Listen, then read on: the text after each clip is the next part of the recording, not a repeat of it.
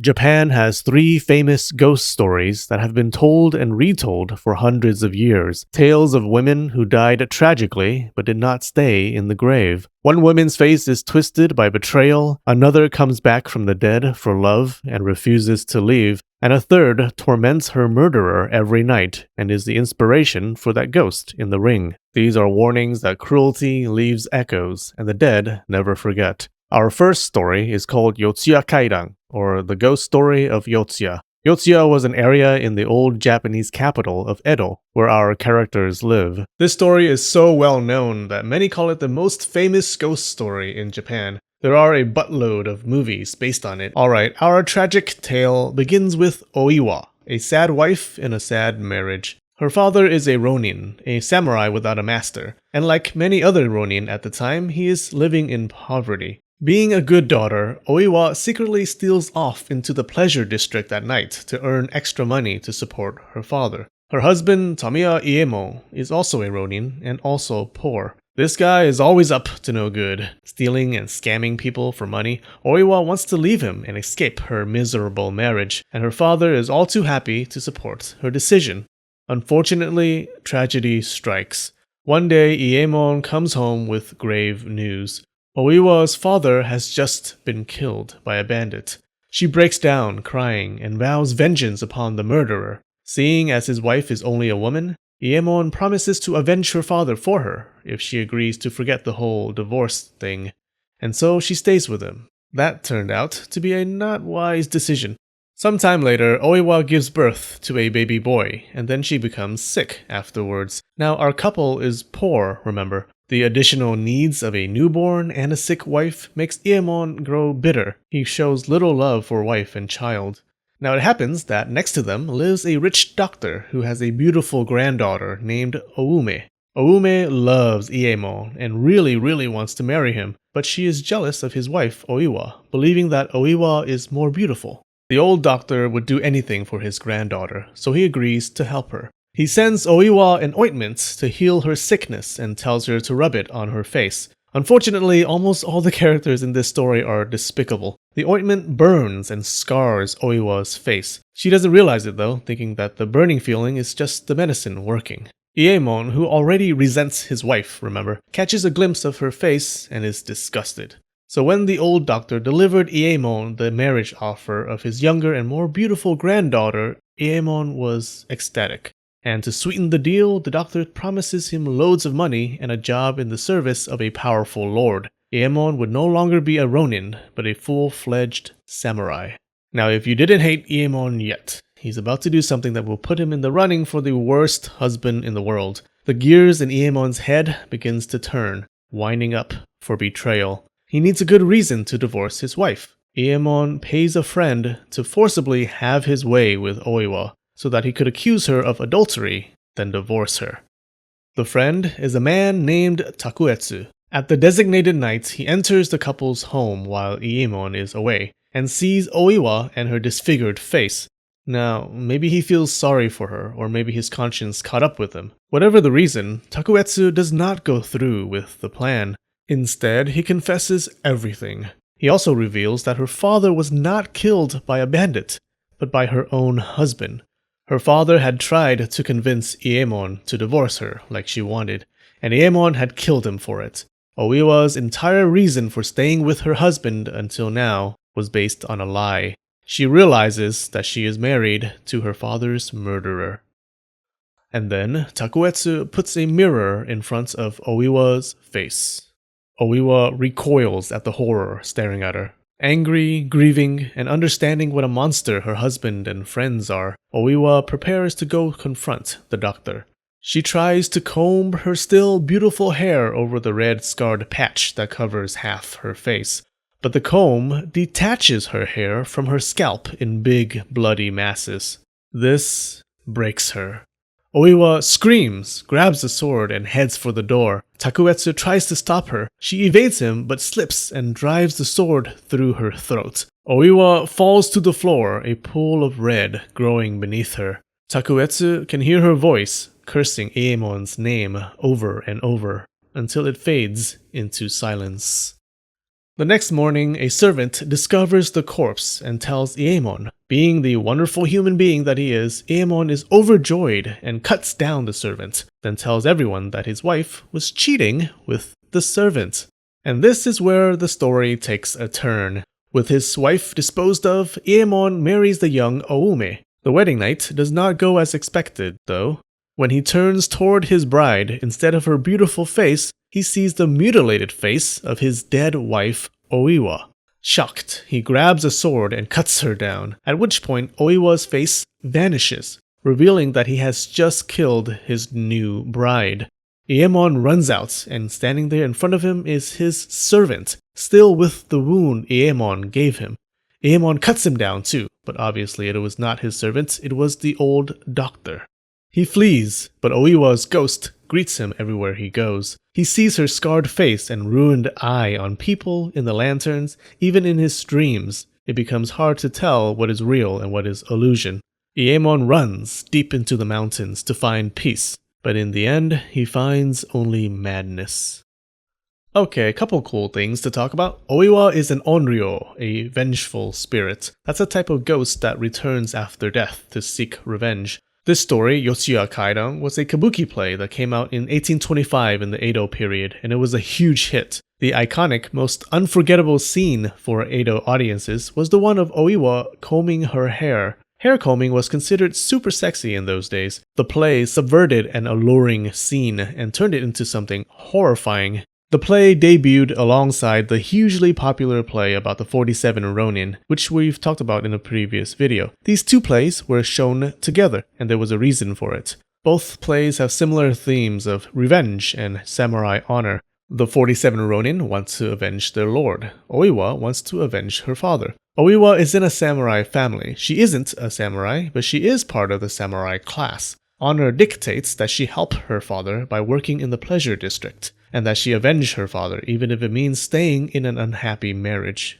The two plays let us peer into the mindset of the people in Edo, Japan. At this point, samurai were not the fearsome warriors of previous eras. It was a peaceful time. Many samurai became ronin, samurai without masters, and often lived in poverty. Edo art and literature would express nostalgia for the past. Brave and honorable samurai were all gone, people said. Now they were just criminals and ruffians. The two plays contrast with each other. The 47 Ronin are portrayed as the models of honor, but Yotsuya Kaidan represents the perception that the samurai had gone downhill, no longer the samurai of old. The Ronin in the story are poor and generally terrible people. Iemon was a douche. Even his friend, Takuetsu, was almost willing to force himself upon a woman.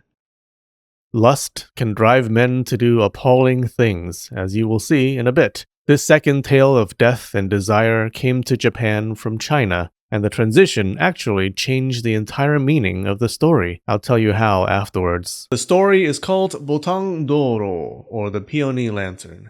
Our tale starts long ago. It was the Obon festival, where people honored their ancestors by welcoming their spirits back to Earth for a few days. A man named Ogiwara Shinojo sat in front of his house, morose. He had recently lost his wife. As night descended on Shinojo and his empty house, he spots a light in the distance.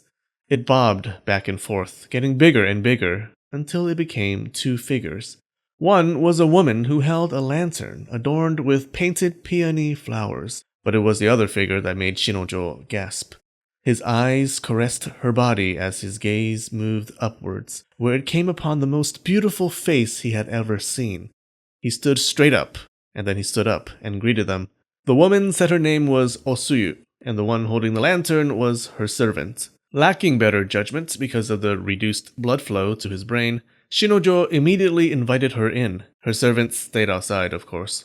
She said she lived near a certain temple, and that she came from a pretty influential family. And then they slept together. She stayed with him the entire night, but had to leave early before dawn. The next night, to Shinojo's surprise and delight, Osuyu visited again, and again they spent the night together.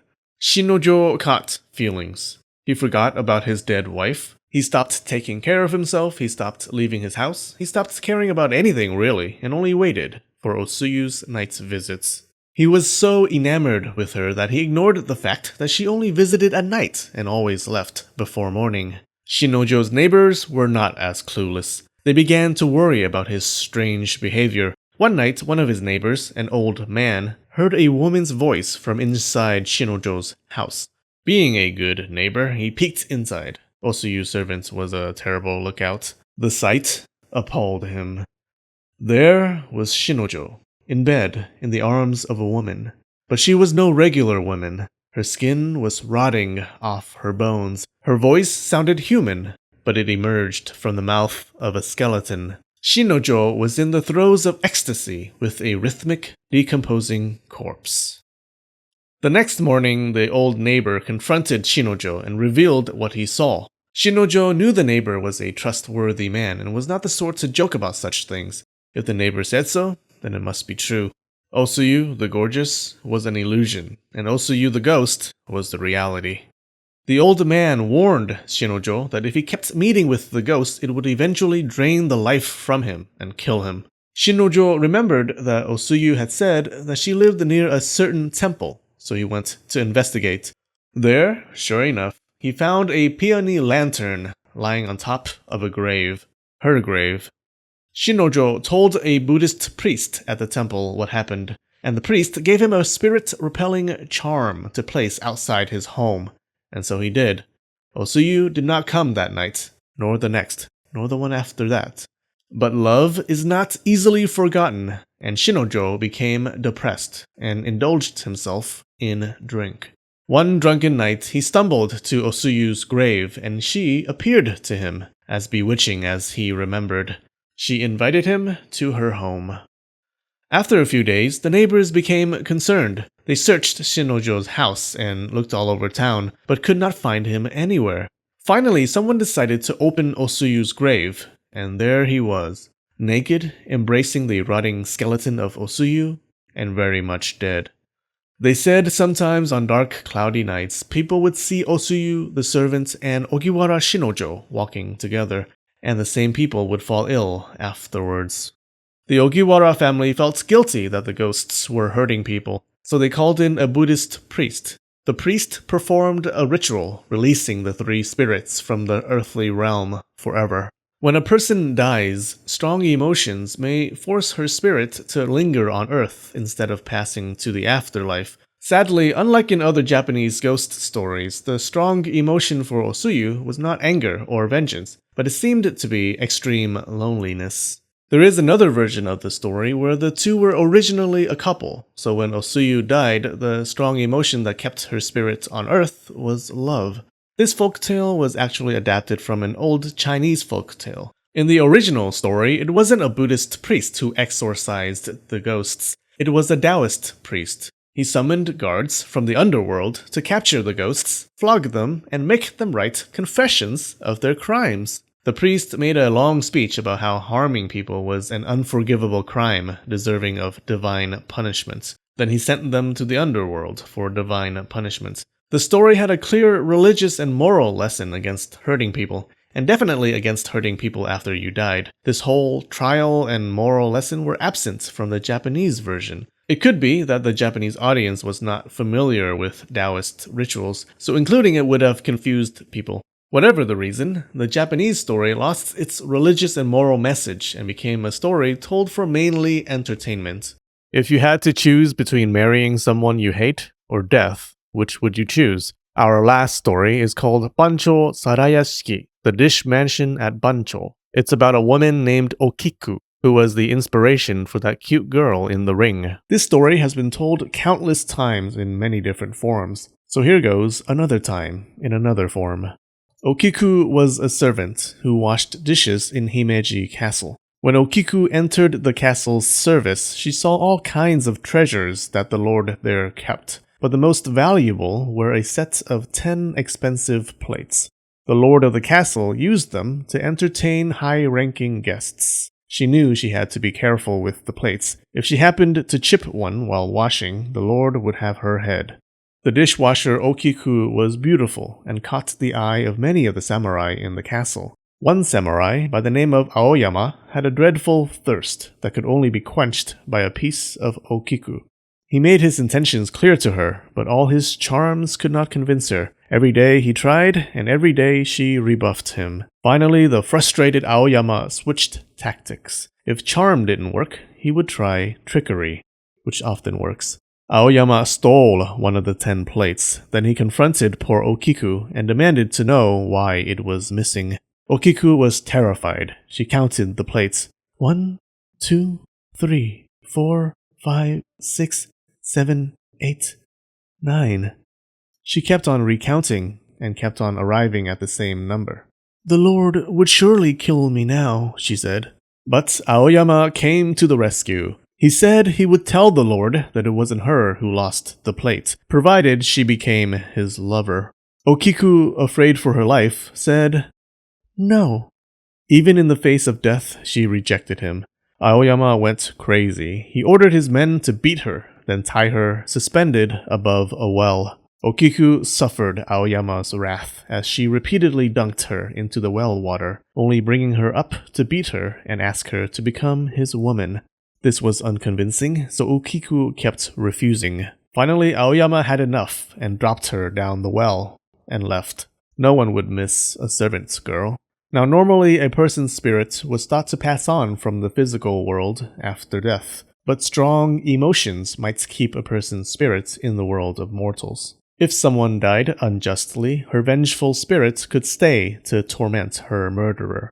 This type of ghost is called an onryo, or a vengeful spirit, and it's what Okiku became after she died. An onryo is driven by vengeance and can hurt or kill people. It can even cause disasters like earthquakes and famine. One night, Okiku's mutilated form arose from her well to walk the castle halls, searching for the missing plate. She counted them out loud in a gasping voice. 1, 2, 3, 4, 5, 6, 7, 8, 9. And then she let erupt from her mouth a piercing shriek that penetrated the castle walls. And she did this every night. Those who heard her count became ill, and those who heard her finish counting died soon after. Every night, her screams tormented the murderous samurai Aoyama. He could not sleep. The lord of the castle had to request the services of a Buddhist priest to rid them of Okiku's ghost. How does one get rid of an onryo? The priest was clever. He waited until Okiku came by on her nightly haunting and listened to her count. 1, 2, 3, 4, 5, 6, 7, 8, 9. The priest immediately yelled 10. The menace evaporated from Okiku's face, like she was relieved that someone had finally found the missing plate. She walked back to her well, never to return. But some say that wasn't the end of Okiku's ghost. In 1795, Japan had a problem with their wells. When people pulled water from these old wells, they found bugs in the water. The infestation spread to many wells. The funny thing about these bugs was that their larva bodies looked like a person tied up with rope if you squint and drank a few cups of sake. So people started calling them Okiku Mushi, or Okiku bugs, believing them to be parts of her curse. Some even believed that they were Okiku reborn. In truth, these were the larvae of the Chinese windmill butterfly. We don't know why they made their homes in old wells that year, but like Okiku, they never came back. So these were ordinary women with a grudge. But what happens if an emperor dies with resentment? Click here to hear about one of the most evil and famous vengeful spirits in Japan.